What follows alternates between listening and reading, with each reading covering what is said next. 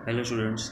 Last previous lecture में हमने rights law of डोब्रेनर के बारे में जो है स्टडी किया था और उसकी लिमिटेशंस भी लास्ट में देखी थी कि जनरली वो मैक्सिमम 9 एलिमेंट को ही जो है क्लासीफाई कर पाया था और उसने जनरली एटॉमिक मासेस और उसके साथ साथ chemical property and physical property के रिलेटेड जो है वो क्लासिफिकेशन किया था। तो अब ये लिमिटेशंस के चलते और क्लासिफिकेशन बाकी था, इसीलिए कई सारे ऐसे केमिस्ट थे जिसने एलिमेंट्स को क्लासीफाई करने के लिए अलग अलग जो है रूल्स रिप्रेजेंट किए।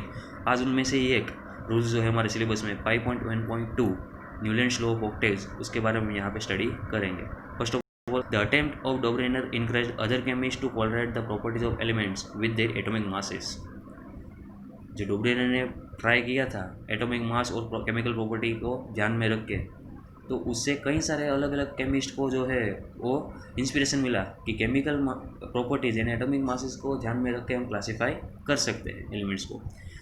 सो in 1866 John Newland an English scientist arrange the then known elements in the order of increasing atomic masses. So उस टाइम पे 1866 में एक इंग्लिश केमिस्ट है जॉन न्यूलैंड, उसने क्या किया, उस टाइम पे जितने भी एलिमेंट जो नॉन थे उसको एटॉमिक मासेस के इंक्रीजिंग ऑर्डर में अरेंज किया। He started with the elements having the lowest atomic masses hydrogen and ended at thorium which was the 56th element. So उसने सबसे कम एटॉमिक मास वाले एलिमेंट हाइड्रोजन से startup किया और उसके बाद जो हाईएस्ट एटॉमिक मास वाला जो एलिमेंट है थोरियम TH, वहाँ पे उसने अपना क्लासिफिकेशन ख़त्म किया। He found that every eighth element had properties similar to that of the first. उसने क्या नोटिफाई किया कि जनरली जब हम एलिमेंट्स को एटॉमिक मासेस के इंक्रीजिंग ऑर्डर में अरेंज करते हैं तो 1 to 7 तक कोई भी केमिकल प्रॉपर्टी रिपीट नहीं हो रही है, पर जैसे ही 8th एलिमेंट आता है तो उसकी केमिकल प्रॉपर्टी जो है फर्स्ट एलिमेंट से मिलती है, सिमिलर होती है। He compare to the octave found in music. Generally हमने देखा है यहाँ पे कि भाई 7 एलिमेंट तक कोई भी केमिकल प्रॉपर्टी रिपीट नहीं होती, जैसे ही 8th एलिमेंट आता है तो उसकी केमिकल प्रॉपर्टी फर्स्ट एलिमेंट से सिमिलर मिलती है। तो उसने क्या किया, ये जो रूल है उसको म्यूजिक ऑक्टेव्स के साथ कंपेयर किया कि म्यूजिक में भी मतलब ऐसा ही होता है ना कि 7 अलग अलग जो ट्यून है उसके बाद 8 जो ट्यून आता है वापस मतलब फर्स्ट होता है। जैसे कि हम जनरली सुना ही होगा आप लोगों ने म्यूजिक के बारे में, सा रे ग म प द नी, वापस जो लास्ट में कौन सा ट्यून आता है, सा सा रे ग म प द नी सा, मतलब जो 8th ट्यून है वो वापस कौन सा है, फर्स्ट वाला ही है। तो सेम भी यहाँ पे भी ऐसा ही हो रहा है, 8th एलिमेंट की chemical property physical property first element से मिलती जुलती है। Therefore he called it that law of octaves, और इसलिए मतलब 8th एलिमेंट से केमिकल प्रॉपर्टीज वापस रिपीट होती है, इसलिए उसने ये रूल को क्या नाम दिया, law of octaves. It is known as Newlands law of octaves, और ये न्यूलैंड ने रिप्रेजेंट किया था, इसलिए ये रूल्स ये जो लॉ है उसको क्या कौन से नाम से जानते हैं, Newlands law of octaves. In Newlands octave the properties of lithium and sodium were found to be the same. यहाँ पे जनरली हम बात कर सकते हैं कि जैसे कि फर्स्ट जो एलिमेंट है लिथियम, वहाँ से स्टार्ट करें तो उसके बाद 8th एलिमेंट जो सोडियम है, इन दोनों की केमिकल प्रॉपर्टी क्या है, सेम है। Sodium is the 8th element after lithium. Sodium जो है लिथियम के बाद कौन सा एलिमेंट है, 8th एलिमेंट है। और जैसे आगे देखा 8th एलिमेंट की केमिकल प्रॉपर्टी फर्स्ट एलिमेंट से मिलती है। Similarly beryllium and magnesium resemble each other, same way beryllium and magnesium दोनों की केमिकल प्रॉपर्टी भी क्या है, सेम है। A part of origin from the Newlands Octave is given in table 5.3। Generally ये जो पूरा क्लासिफिकेशन है और नेक्स्ट पेज में हमें टेबल 5.3 में दिया गया है। Let's see table 5.3 Newlands octaves. देखो यहाँ पे आप देख सकते हो म्यूजिक टोन जो है यहाँ पे रिप्रेजेंट किए गए ऊपर टेबल के अंदर, सा रे गा म प द नी सा।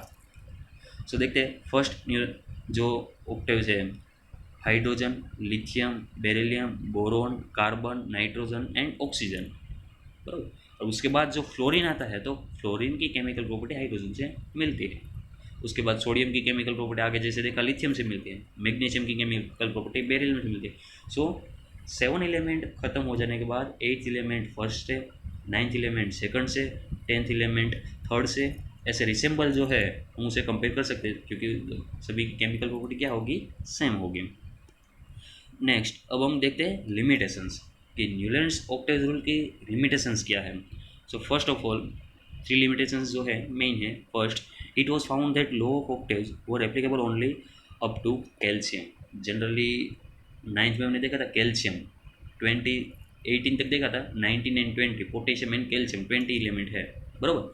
सो जनरली ऑक्टेव रूल जो है वो लाइट एलिमेंट जो है जिसका एटॉमिक मास बहुत कम हो ऐसे एलिमेंट के लिए एप्लीकेबल हो सकता है। कहाँ तक? कैल्शियम तक, मतलब कि 20 नंबर के एलिमेंट तक जो है हम उसे एप्लीकेबल कर सकते हैं, अप्लाई कर सकते हैं। As after calcium every 8th element did not possess property similar to that of the first. Calcium के बाद 8th एलिमेंट जब वापस रिपीट होता है तो केमिकल प्रॉपर्टी रिपीट नहीं होती है।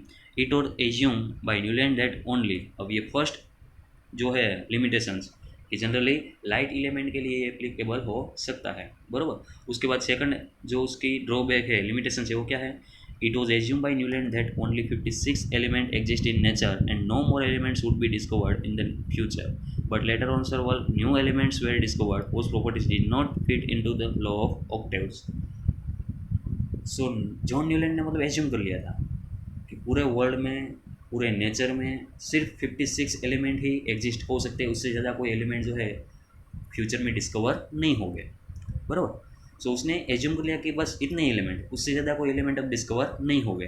पर उसके बाद फ्यूचर में जो है कई सारे ऐसे एलिमेंट जो है वो डिस्कवर हुए जिसकी केमिकल प्रॉपर्टी, फिजिकल प्रॉपर्टी, उसका अरेंजमेंट जो है वो लो ऑक्टेव्स के थ्रू पॉसिबल नहीं था। थर्ड लिमिटेशन जो है, in order to fit elements into his table Newlands adjusted 2 elements in the same slot but also puts unlike elements under the same note, बराबर। Simple सी बात है। कहीं सा ये ऑक्टेव रूल को कंप्लीट करने के लिए उसका टेबल बराबर कंप्लीट हो जाए, उसके लिए न्यूलैंड ने कई सारे स्लॉट के अंदर एक एलिमेंट की जगह एक साथ दो दो एलिमेंट को अरेंज किया, बराबर। Can you find example of this from table 5.3? क्या आप ऐसे टेबल 5.3 में से ऐसे कोई एग्जांपल जो है फाइंड आउट कर सकते हैं? तो देखते हैं हम टेबल 5.3। यस, यहाँ पे हम देख सकते हैं फर्स्ट जो कॉलम है उसके अंदर कोबाल्ट एंड निकल को दोनों को साथ में रखा गया है। उसके बाद फोर्थ कॉलम के अंदर हम देख सकते हैं लास्ट में यहाँ पे सीरियम एंड लेंथेनम को जो है वो साथ में रखा गया है।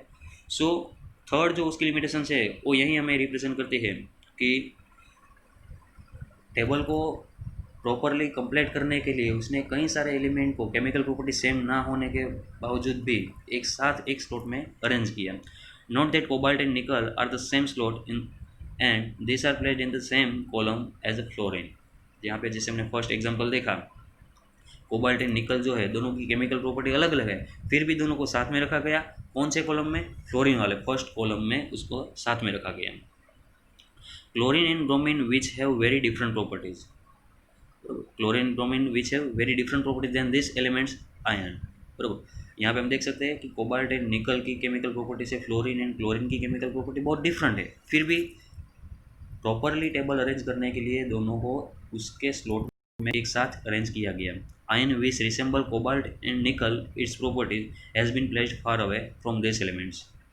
कोबाल्ट एंड निकल की केमिकल प्रॉपर्टी आयन Fe से मिलती है, पर ये दोनों एलिमेंट को उससे दूर रखा गया। यहाँ पे हम देख सकते हैं लास्ट कॉलम के अंदर थर्ड वन जो एलिमेंट है Fe आयन, तो उसकी केमिकल प्रॉपर्टी फर्स्ट कॉलम के स्लॉट में दो एलिमेंट जो साथ में रखे कोबाल्ट एंड निकल उसके साथ रिसेंबल उससे मिलती है, सिमिलर है, पर फिर भी उन दोनों को अरेंजमेंट के लिए दूर दूर रखा गया। Has been placed far away from this elements with the discovery of noble gases the law of octaves become irrelevant। और जब मतलब नोबल गैसेस फाइंड आउट हुए, डिस्कवर हुए, तो उसके बाद तो ये लॉ ऑफ ऑक्टेव्स जो है वो इरेलेवेंट हो गया, कुछ काम का नहीं रहा, क्योंकि नोबल गैसेस की जो अरेंजमेंट है वो यहाँ पे कभी पॉसिबल थी ही नहीं। दस Newlands law of octaves work well with lighter elements only. और इसलिए मतलब जनरली ये जो न्यूलैंड्स लॉ ऑफ ऑक्टेव्स जो है वो जनरली सिर्फ लाइटर एलिमेंट्स के लिए जो है एप्लीकेबल हो सकता है, अप्लाई हो सकता है। कहाँ तक? 20th एलिमेंट मतलब कि कैल्शियम तक ये अप्लाई हो सकता है। अगर आप लोगों को ये टॉपिक के अंदर कोई क्वेश्चन है तो कमेंट बॉक्स में आप जो है अपना क्वेश्चन डाल सकते हैं, हम आपको आंसर देने के लिए तैयार हैं। Thank you.